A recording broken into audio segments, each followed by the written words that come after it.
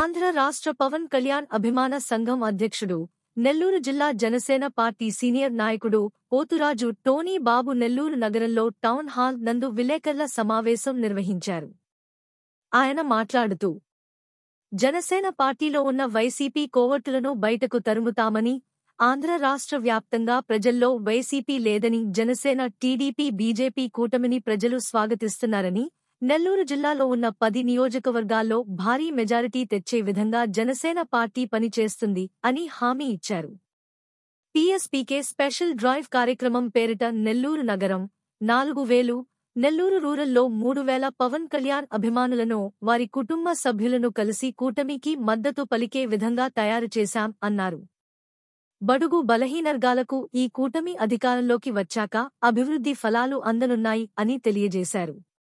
6 రోజుల్లో నెల్లూరు జిల్లా పవన్ కళ్యాణ్ అభిమాన సంఘం, జనసేన పార్టీ నాయకులు, వీరమహిళలతో, ముఖ్యంగా పవన్ కళ్యాణ్ గారి అభిమానులతో టీడీపీ, జనసేన, బీజేపీ పరిచయ వేదిక నిర్వహించబోతున్నాము అని అన్నారు.